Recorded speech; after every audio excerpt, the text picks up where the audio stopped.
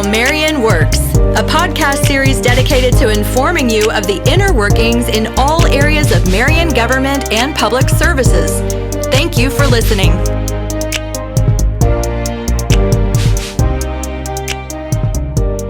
Hello and welcome to Season 1, Episode 4 of How Marion Works, Maintain the City, featuring Randy Hiatt. You can listen to How Marion Works podcast through your favorite platform, including Apple Podcasts, Spotify, and many more partners, all found at buzzsprout.com. Episodes are launched every other Monday at 5 a.m. You can also find released episodes on howmarionworks.com. Okay, guys. So I'm your host, Layla Price Bodkin, and I want to welcome you to Season 1, Episode 4, How Marion Works, Maintain the City, featuring Randy Hiatt. Randy, actually, you are a loner today, so I have a co-host with me.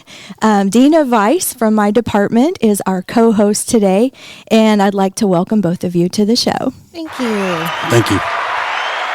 Okay, we're going to get warmed up here. Now that everyone loves us, they're applauding for us, we're going to start with a little icebreaker question. And we thought, so Dina and I were discussing that this might be a really fun question for us to talk about. So Randy, what sport or sports did you play in school? Football. That was just football in school, huh? So you want to just stop there? Do you want to elaborate? Because we know a little bit more about that. Oh, you mean how I played football? Okay, you can go into that. Did you have good defense? What position did you play? I played defensive end, but the goal was to hit the quarterback so hard his head and his helmet came off. Yeah. I remember this conversation. And if a running back came into my hole, he didn't want to come back. So I don't think anybody wanted to play with you. You showed some magic skills there. So Dina and I know a little bit of trivia about you, Randy. Did you play a semi-pro?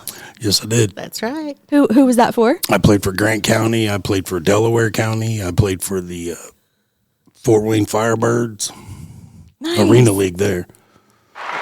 That is really cool. How did you get into that? I missed playing from high school, and I heard about the local team here in Grant County and just showed up. They practiced at Jones. How old were you? In my 30s. Were you really? Yep. Oh my goodness. Playing with 18-year-old kids. So were you in the same kind of position in those? Yes. On those teams? Well, that's really exciting. We're in the presence of the celebrity right now. Yeah, exactly. Every time I talk to this guy, I learn something new about him. You've led a really colorful, full life, Randy. He's very humble, and he won't say it. We really had to twist your arm. Mm-hmm. So, yes, my dad played baseball for Marshall University. So we awesome. Follow Marshall. Okay. Dina, what did you do in your extracurricular time in high school? Well, it definitely was not sports. Let's just say that. Yeah. I did concert choir. Oh, you did? Yeah. What grade were you in when you did that? I did that the whole time, so 9th through 12th. Oh, did you really? Mm-hmm. Nice. Yeah. Did you guys travel around and things like that? There were competitions and things like that. Yeah. And that was at Eastbrook. No, that was at Marion High School. Oh, Marion. Yeah, I'm sorry. I was thinking giant. of somebody else. I bleed purple and gold. Yes, you do. My bad. I love that. And that was a lot of spirit involved with being in the choir. Yes. Yeah. Well, yeah, you know all about it. I was in the show choir and madrigals at Anderson High School, and then for sports I played softball early in high school, but then I really started to love volleyball, so I did volleyball a lot too. Oh, that's neat, Layla. I did not know that. Yeah, and I even tried to do a volleyball league at the Y here in Grant County, and wow. It was fun. I just kind of lost my serve. I really need to get my serve back, and if I do, I know that I could do really well. I was a setter in high school. Oh, that's so cool. So yeah, get back out there and that do game it. has changed a lot. I was out there walking, and they have a league, and they're having some fun out there playing good ball, and they're very talented. They were kind of scary watching them.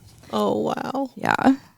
Okay, so we're going to actually get started with learning about Randy and really trying to dig deep in where you were born and raised and kind of your journey to bring you here. I mean, we kind of followed a little bit of that regarding sports, but where were you born and raised? I was born here in Marion, raised here in Marion. Were you really? And Went you to Marion High School, Nice. graduated from Marion High School. 6 days after I graduated from high school, I went in the Army. Okay. Was in the Army until 96. And then Where were you stationed? Fort Jackson, South Carolina. That whole time? Yes, ma'am. Did you deploy at all? Yes. Wow. Well, thank you so much for your service. That's right. Thank you, Randy. And then I kind of honestly job top a little bit after that. Yeah, sure. And then actually started with the Parks Department in 1998. Oh, okay. That's right. Because you first started with the city in 98 working for the parks. What were you doing for parks? Mowing and weeding for the first year. Yeah. And then that was a seasonal position. And then that winter, I got promoted to full-time. Oh, wow. And never left. So was that also part of parks specifically, or was it citywide maintenance at that time? At that time, it was Parks.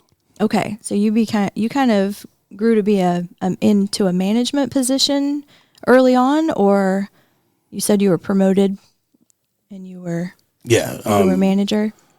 Well, not to a manager. It was more like a lead type position where I was in charge of the mowing routes. Gotcha. And so you've been with the city this whole time? I left a little bit, drove a semi truck, and then as soon as the position came back to the parks, I came back. Okay. So when you came back to parks, because our structure of parks and citywide maintenance, they were kind of morphing together at the time. So when you came back, were they two separate departments still? Yes. And you came back to parks? Yes. Okay. For about 6 months, and then the previous administration brought us back together. Nice. Okay, so now you are the superintendent of citywide maintenance, and this heads up not only citywide maintenance, but the parks department, and they are two separate departments, but you head up both of them. Correct. Okay, so how has that experience been? How long have you been in that role?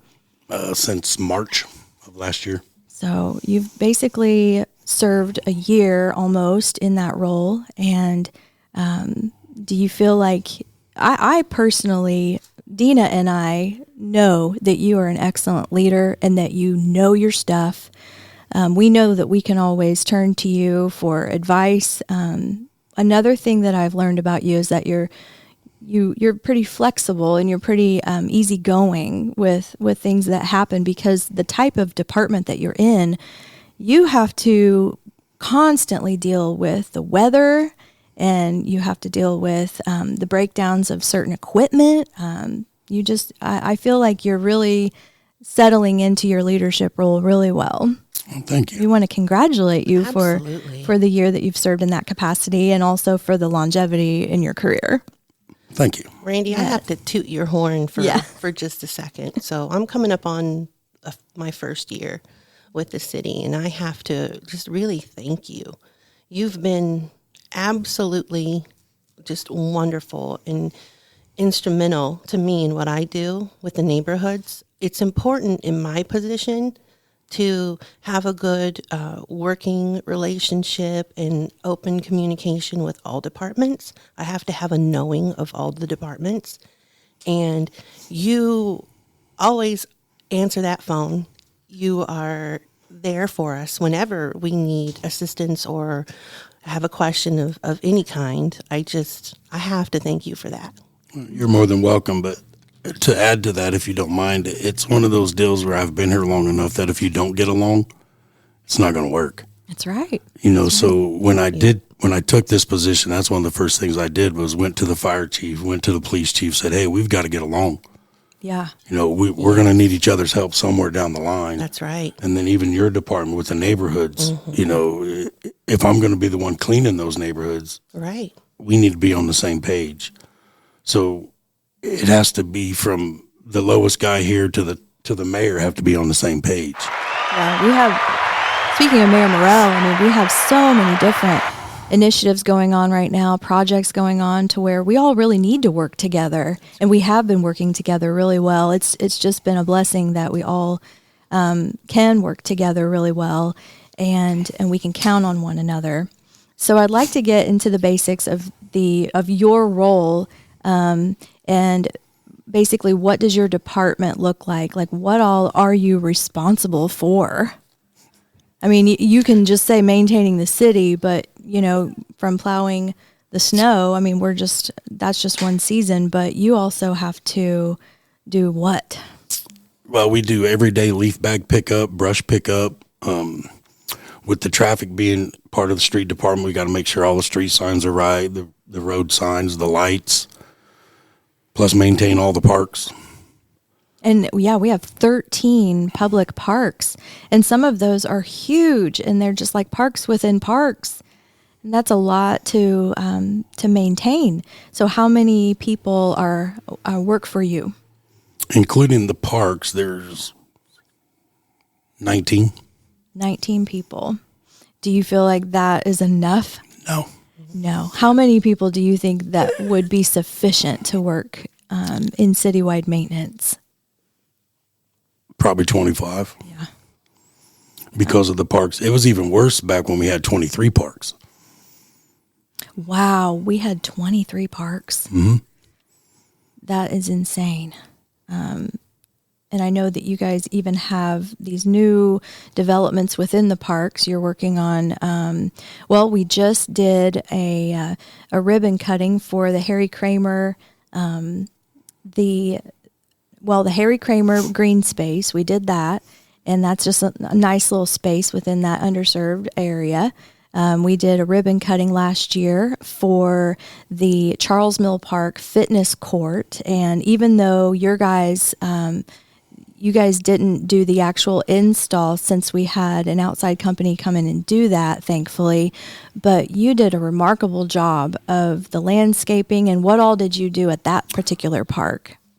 For that one, we actually did the installation of the basketball courts, the goals themselves, the fencing that runs behind it, all the greenery, the shrubbery, the rocks, and all of that, with coinciding with the ladies that work in the gardens.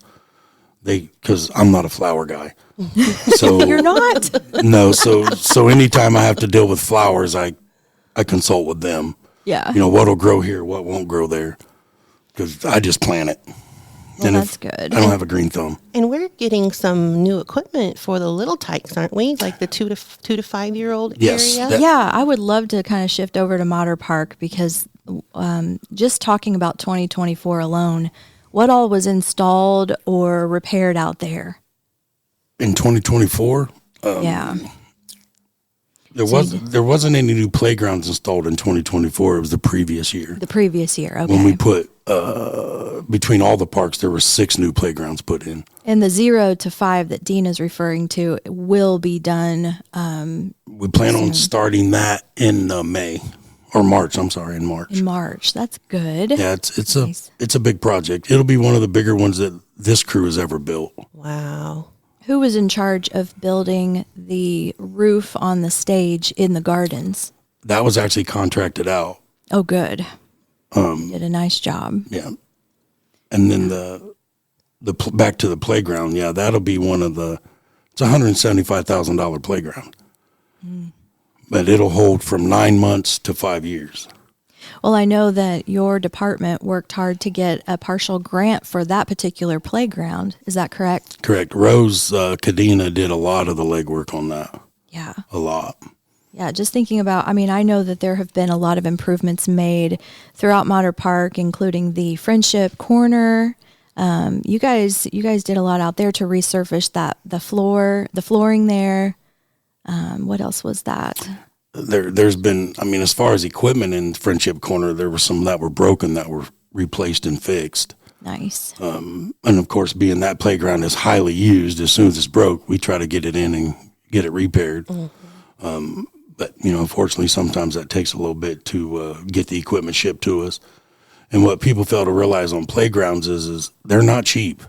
No. Like a single slide is $1,100. Right. And you have some components that are, the one we're replacing now is like almost $7,000. Wow. So that, it has to come out of somebody's budget. Mm-hmm. So that's so nice that you can get partial grant money for that to save taxpayer dollars and to better serve the quality of life for the community. I know that we currently have so many tennis courts and pickleball courts, but we were just at a meeting the other night that we're going to actually add to the pickleball and kind of subtract from the tennis. Is that correct? That is correct. Pickleball's taken over. It really has. When they first put those courts in, they were used, but not what you would think. And over the last several seasons, they have leagues down there now. It's used every night. They're wearing them out, aren't they? There's a group that plays down there every day. If it rains, they bring their own squeegees and sweep the court off. Oh, really? Just so they can play pickleball. Wow. And they play at night too, is that right? Yep. And is their lighting correct? It's on a timer, correct. And that was kind of a new install, right? That's fairly new. At the beginning or at the end of 23 into 24, correct. So did you guys do all of that, or did you outsource a lot of it or some of it? Julie Fowler actually got some things donated, like the light poles and things of that nature. So all we did was set the timers up. Those girls are connected and they are hardworking, aren't they? Yes, they are. Well, it's great to have such a great team, even though you have so many people. It's good that they can kind of be versatile and work together and help you out in different ways, it sounds like. So I'm kind of curious what kind of calls come into the citywide maintenance department. Like what would be the most type of call that you guys receive? The most call would probably be trees down. Oh, really? Or it's, the tree partially fell in my yard, the other half's on the road. Yeah, because it's what to do with that? I mean, that's a hazard, first of all. And we only clear out what's in the road. If it's on your property, we don't touch it. And you're not supposed to. Correct. Right? Correct. Because if I damage your property, I'm liable for it. Yeah. So we just don't even. Now, if I can grip it with the backhoe and pull it out, then we'll take care of it that way. But if it's up in your yard, we will not go get it. Yeah, I know the ordinance is written that you can, if there is a particular safety issue, that you guys have the right to go in and remove something like Correct. that's a hazard. There's a brand new tree ordinance. Yeah, there's a brand new one. Into effect, I believe, in September it was. Most of the time with the trees, though, we only keep them out of the right-of-ways. If it's blocking a stop sign or a speed limit sign, then we'll trim it. But unless it falls, we don't cut a whole tree down, usually. Does that usually take up a lot of your time? Dealing with trees? It depends on the weather. In Indiana, we have those stretches where we're getting high winds and lots of bad weather. And other than that, no, it's just kind of brush cutting it back. So when you come to the corner, it's not blocking your stop sign or your vision to see left or right. Yeah. So I would love to know what technical skills are needed to perform the duties of citywide maintenance. I know that you're currently looking for a laborer position that's full-time, and I know that this podcast is, it's supposed to be really timeless, but you're always going to be looking for somebody, I think. So I think it's important to talk about what kind of skills are important for that. What I look for in the interview is do they have a CDL? Because some of our equipment is Class B CDL required, regulated by DOT. Do they have the ability to obtain one within 6 months? I look for, do you have a little bit of plumbing knowledge, a little electrical knowledge, some equipment? If not, if the interviewer is good, then we can teach them. Yeah. But if you have a little bit of that skill to get you started, that's better off. But I've hired gentlemen that had none of that, but they come to work every day, so they've learned. Mm-hmm. And I have a great group of guys down there from 40 years of service to 3 months that go that extra mile to help out the new people. So it's good to go ahead and have that CDL training. Correct. But if they don't, we help them acquire it. And you have some good programs in place. I think there was something involving Marion Community Schools where there was, I don't know, I think it was their trainer actually trains us. Yes, oh, that's wow. right. Because if you were to go get your CDL on your own, it's like $7,000 out of your pocket. So we team up with the bus transportation and the community schools to go to a class that saves you that $7,000. So not only is that really helpful for, the new employee, and it's encouraging for them to apply, but it also helps us, the taxpayers, because we're saving so much money just in that cost. Correct. But it still costs on the average about $1,700 to get you trained and tested. Yeah, still. Still, I mean, that's still a pretty chunk of change out of a budget. Yeah. But you need to have it. And if there's anyone currently looking, you have a position open. Correct. Is that correct? Yeah. So I know I love that we have talking points, because our producer, Kyren Monteiro, he is a citizen. And so I love that we have both questions from citizens of the community, plus I'm able to kind of add to it because I know some things that might be going on. But the question is, how critical is this department to the City of Marion? And I personally know how critical it is. I know how many things that you guys are responsible for. And this city would not, it would not function without this department. It would just go to the wayside. Maybe I'm a little biased in that one because I feel the same way. If we didn't have the group that we had, your ambulances, your fire department, your police department during snow is not going to get to that emergency call. Mm-hmm. That tree's not going to get picked up. And not only we do part with being citywide maintenance, we help out every department in the city. That's right. Yes. So we're a major part of code enforcement cleanups. Mm-hmm. We help the firemen sometimes. We help the police. Even with engineering, we help them. Yeah. So we are a huge part in to keep the city running. You're a very important part, you guys are. So this morning we had the ice from last night. While everybody else was home nestled in their nice warm beds, we were out battling the ice, which is part of the job.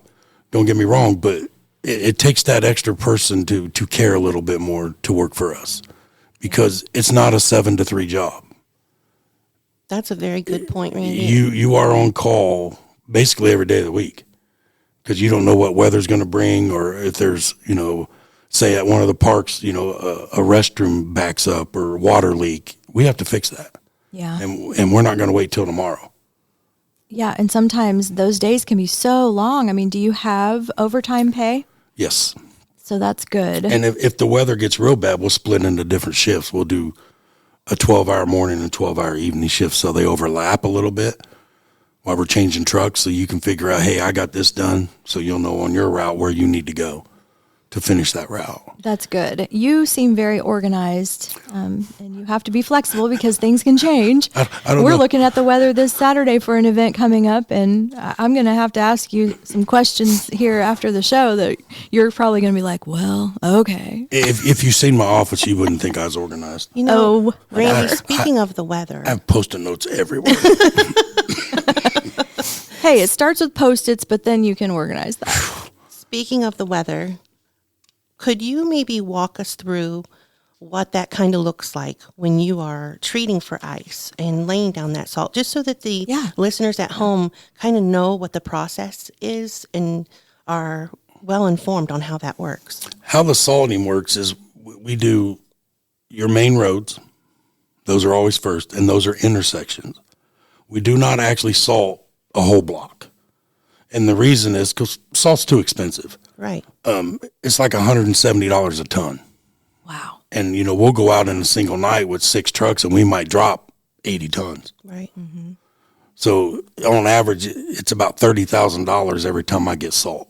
And we do that 3-4 times a year. Okay. I was going to ask. Yeah. So what we do is we salt our intersections. We salt our hills. We salt the police stations so they can get out. Fire stations so they can get out. We salt the hospital so the ambulances can get out. And then we'll start doing bridges because, bridges get slick first. So we'll do those in school systems.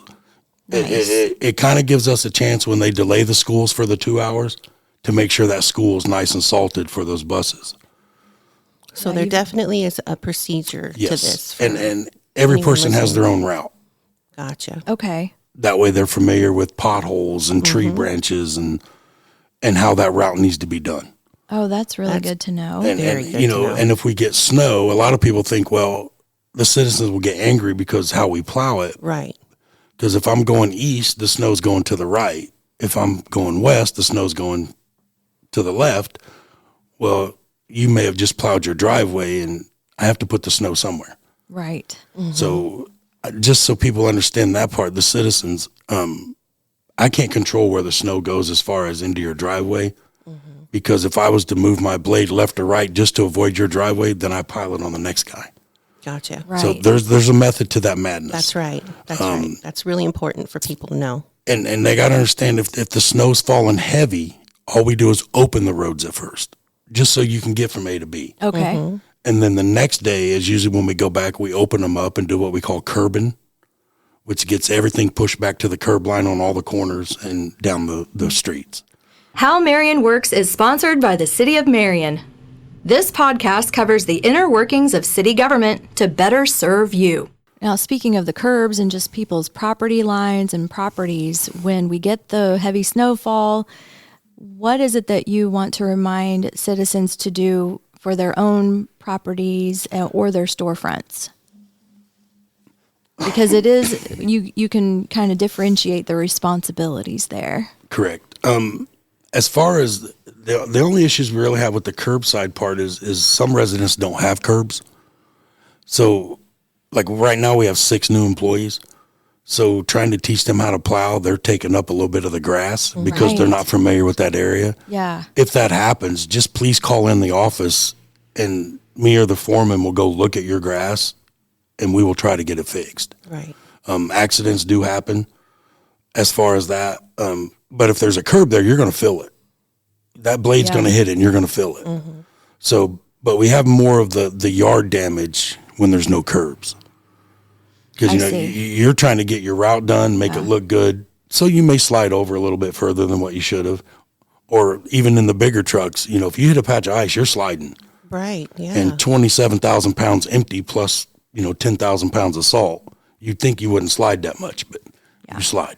Well, I think that's really important that we brought that up. Dina, thank you for bringing that up. Oh, no problem. So I want to just take a real quick break and remind folks how to stay connected with the city. You can follow us at City of Marion IN on Facebook, Instagram, X, YouTube, and TikTok. You can even visit our website, cityofmarion.in.gov, in the news and events section, and through My Marion app on your Android or your iPhone. So we're going to do another little fun question here, and I don't know what you're going to say, Randy, but I think you probably had to narrow some things down here. But our fun question is, what is your pet peeve? Can you name one? I have a lot. I was going to say. So, honestly, probably my worst one is people that don't want to come to work. Yeah, that's... You tell me in an interview that you're willing to work all this overtime and you're willing to not miss work, and then once your 90 days are up, you start calling off all the time. So it's like a work ethic pet peeve. It is. I mean, maybe it's because I'm 50 years old and I've been here forever, but some of the people just don't have it. Yeah. And maybe I shouldn't say that on this podcast, but it's the truth. Well, it's... Yeah. Right on. I mean, you have to say it. I mean, it can be considered a pet peeve, but it can also just be, that you will not tolerate people like that, employees like that. And you have a lot of them. You have a lot of people to lead, and that's half the battle, just getting them to come to work. Correct. And the thing with our job is if you're on a crew and you're calling off all the time, now your crew is short. Yeah.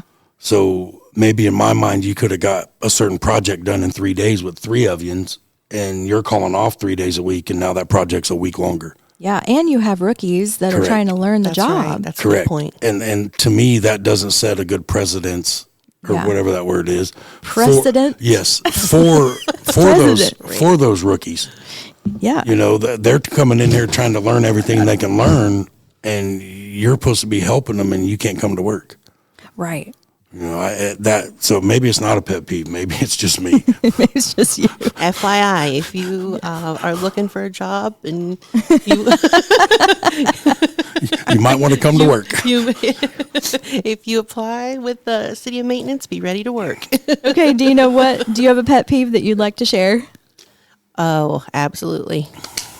A one-upper. Oh, I got something better than that. Someone that constantly has to one-up. I'm just kidding. I can top that. That completely went over my head. No, I get it because I cannot stand people like that. And you know what that means? It means they're not listening to you.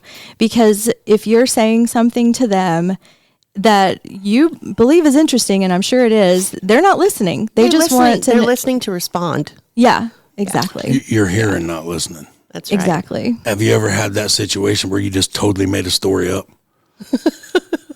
I've done that. That you've made a story Oh, yeah, up? I've done just that. to see if they would listen to you? Yeah, and then they'll come back the next day and be like, oh, yeah, that happened to me too, but it was at Walmart. What? And I'm like, everything happens at Walmart. Yeah, I've literally made a story up. Like one time I was like, maybe I shouldn't say this, but my grandma got her foot run over in the driveway and, now she's wheelchair bound. And the guy comes back the next day. He's like, that just happened to my aunt. What? Oh, my goodness. Really? Yeah. People are pathological liars, too. Yes. Yeah. So I literally, don't get it. if I catch you doing that, I'll make up a story. Yeah. I think I can share, I think my pet peeves all center around just common courtesy. So speaking of like Walmart, actually that doesn't apply because they have the sliding doors. But if you're walking into, say, a gas station that just has a normal door, people in front of me, when people are in front and they walk in, they don't even look behind, and I'm walking in and the door slams in my face. And I'm just like, all you needed to do is just kind of check behind you and see.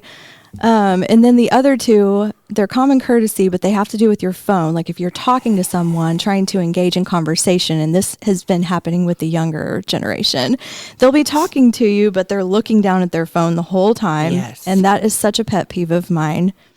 And then when you're also in a group setting, whether it's a meeting or a ceremony, and somebody's phone goes off, it's like, okay, person, like, just remember to silence your phone or turn off your phone, because it's just common courtesy if you're going to be in that situation. So much of that has been lost, I feel. Just those basics. The phone thing is nerve-wracking because when we attend some of the funerals at the VA. Oh, yeah. And about 4 or 5 years ago, our whole department went to one because the soldier had no family members around. Wow. So we put the flag on our bucket truck, the whole 9 yards to represent this soldier. And that's awesome. Right in the middle of it, one of our workers' phone goes off. Oh, no. He answers it. Oh, what? No. And he's just talking away. Oh. That ain't right. Yeah. And like all 30 of us are like just staring at him like, are you really going to have this conversation in the middle of this man's funeral? What'd you do? Made him leave. He was good because you're his Go back boss. out to the truck. Yeah, give him the dagger eyes or just do something about it. I think he may have been the only one that even brought his out there. Everybody else was in the truck, or at least on silence. Right. But he actually carried on a full-blown conversation. Yeah, especially with an event that's so important to have that focus and attention. Wow. Okay, well, thank you for sharing these thoughts. I hope that kind of helped you blow off some steam for the day, Randy. But we anything we can do to help there.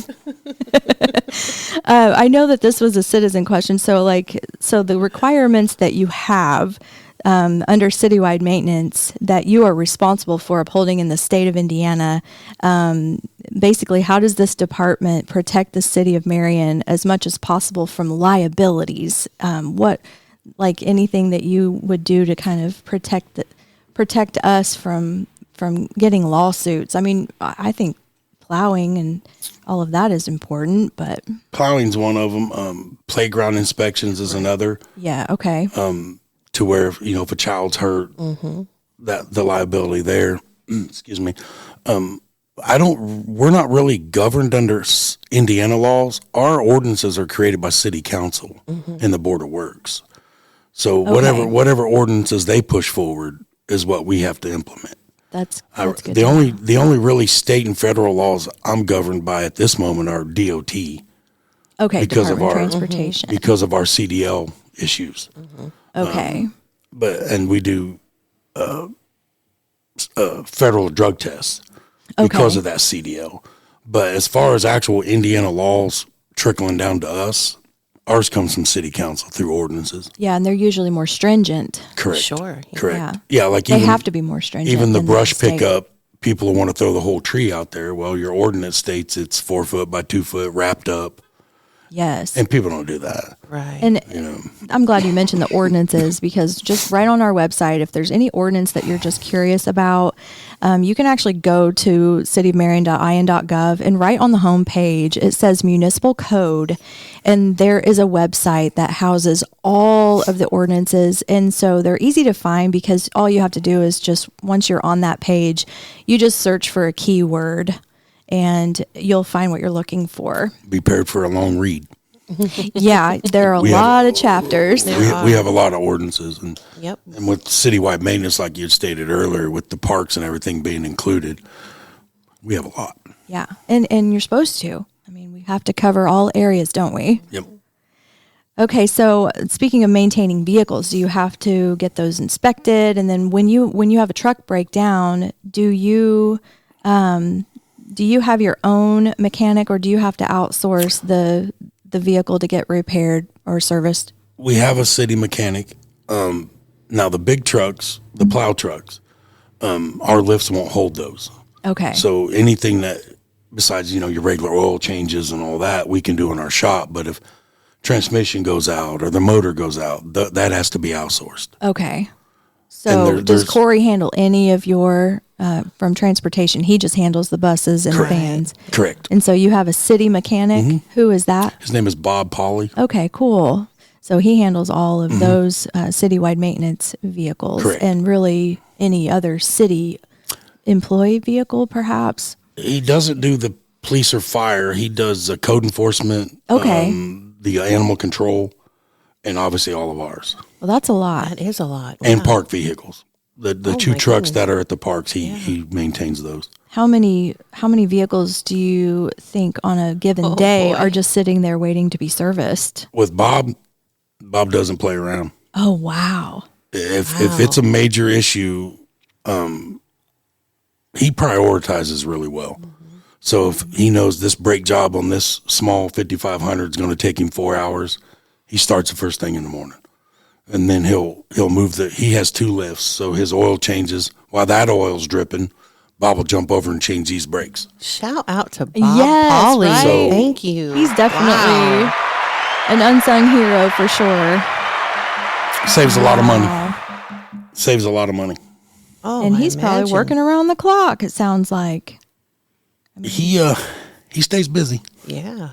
Well, with all of the vehicles just alone that you guys have to maintain, in addition to the parks and the city streets and the signs and everything that goes along with it, that is surely a lot. And then we have these citywide cleanups that I'd like to touch on, because you guys, yay! I mean, you are the headquarters. You are the central right. location for these drop-offs. And since this is a fairly new initiative, I definitely wanted to go into that a little bit so that we can share with citizens from the citywide maintenance perspective how these work and kind of the do's and don'ts. Randy, how do you think that they went last year? Are we getting ready to talk about pet peeves again? Oh, no. I think they went well. Good. To be honest, I mean, there's certain neighborhoods throughout the city that you could see the difference. That neighborhood, the same thing, Randy. That neighborhood really came together and went neighbor to neighbor and house to house and even helped them get their stuff to the curb. The only issue I have with doing these citywide cleanups is people will try to put their furniture in between 2 parked cars. Okay. Or their mattress in between 2 parked cars. And no offense, and not to sound horrible, but I don't physically want to touch your mattress. Right. That's understandable. Gotcha. Yeah. And I've moved furniture, picked it up by hand, and thousands of roaches fly through it. And we use equipment. Right. Now we will pick up by hand. Don't get me wrong, but for the most part, we use backhoes to clamp. Gotcha. But if you put your waste in between 2 parked vehicles, I can't get it. Yeah. But then a lot of these roads are pretty narrow. Correct. Right. But those are the ones that call in and say, well, you had that citywide cleanup, but you didn't come by my house. It's because your furniture is sitting between your truck and your car. Mm-hmm. And I'm not going to go up on the curb and tear your yard up just to get it. Right. It's really good to know. So very good to know. Just, and some of them, you do a very good job of posting the times and the dates. Just have it out. If you have it at the curb, we're going to get it. It doesn't matter if we're there 4 hours or 6 hours, or there's times where we've had to go back the next day. Absolutely. I'm okay with that, but have it out. And see, okay, so you're talking about large item pickup, and this is a component of citywide cleanups. If you are not taking your vehicle to the drop-off location, you actually have a chance for them to come to you at a certain, not every time, but at a specific citywide cleanup event where they will come pick up your large item. And this actually doesn't take just the weekend. Sometimes you guys have to go into Monday or Tuesday, right. And that needs to be said so that the citizens can understand that maybe we have a weather instance where, it causes a delay, or maybe we have a lot of large items that show up in that quadrant or that section of the city. Right. So there's a lot of variables that play into your efficiency and your proficiency in your job. Correct. So, Randy, would you say, just for the listeners out there, would it be kind of a best practice that the weekend of these cleanups, before they call you guys and say, hey, you forgot me or you skipped me, would you say they should maybe wait until Monday or Tuesday before they call you guys? Call me. Correct. Being the cleanups on Saturday, obviously we don't do Sundays. So Monday we would go back out. Gotcha. So if you would give us till Tuesday morning, that gives me a whole nother 8 hours to get out there and get everything picked up. Where the cleanup isn't 8 hours long. It's only just a couple days later, so it's not a big deal. Right. And then, like you said, if it's not picked up Tuesday, then feel free to call the office. Sure. And I'll send somebody to get it. And you guys have an interesting way of doing this curbside pickup, because don't you kind of do this, you have this flow that you use where nothing gets missed. And you want to elaborate on that?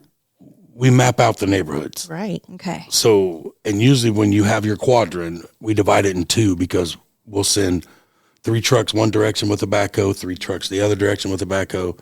So every street is covered. And once the streets are covered, then we'll start going down the alleys. See, and that's another thing. A lot of people want to put it in the alleys. We don't do alleys first. Yeah. And if within that quadrant of time limit the mayor has set, if it takes us that long to get the roads done, that alley's not getting touched. Right. So it needs to come to the curb. And like Dina just said that, each crew has a certain neighborhood that they have to patrol. And how that works is they'll do, like if you're in a numbered neighborhood streetwise, they'll do the numbered streets first. Okay. And then they'll do the street names.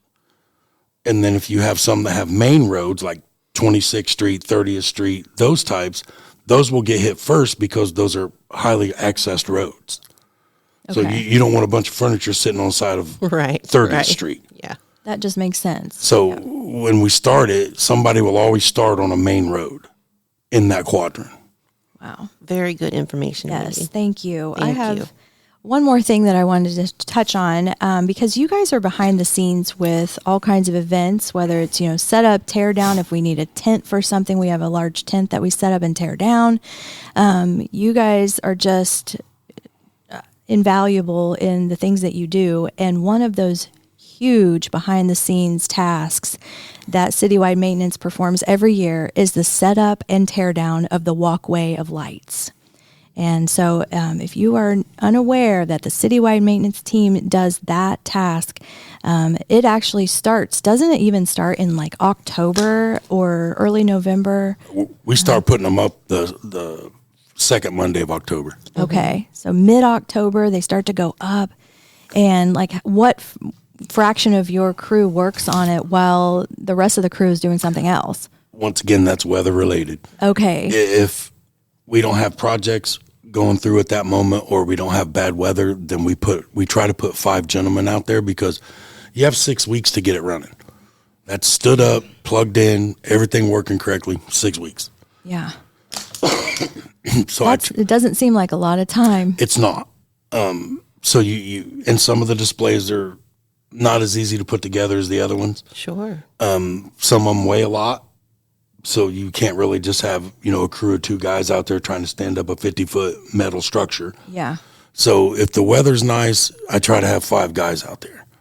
Okay. And the takedown's the same way. Once we start taking them down January 2nd, get as many guys as you out there, get it down, so that when the weather does hit, they're not standing up in April. We've had it to where they've stood up. They were still up in March. Because of the weather. Because of the weather. And in that 6-week time, all those lights have to be tested as well, don't they? Correct. To make sure that no replacement needs to happen. The weekend before Thanksgiving, when the walkway actually opens, like the 22nd, I think it is, everything has to be running and perfect. The computers have to be right. The bolts have to be changed, the whole 9 yards. Mm-hmm. And then our crew actually maintains them throughout the night while the visitors are going through. So from, like I said, October to January, there's guys that work on those lights every day at some form or another. Wow. Well, it's just kudos to you guys for being able to have that, as part of your huge schedule. Just kudos to your whole crew. Randy, you probably didn't even think you had much to talk about, but I think I got you going. We definitely could even go on and on. Oh, absolutely. And I don't want to forget anything. So if there's anything that I've forgotten, just let me know. But it's been a real pleasure to have you on the show. I just want to thank you for being on the show, and just remind our listeners that you can find the podcast through any platform that streams, that like Apple Podcasts, Spotify, Amazon Music, and many more partners, all found at buzzsprout.com. Episodes are launched every other Monday at 5 a.m. So please stay tuned, and you can find all the episodes on howmarionworks.com. So please stay tuned for future episodes. For Dina Weiss and Randy Hiatt, I'm Layla Price-Bodkin, and this is How Marion Works. We'll see you next time.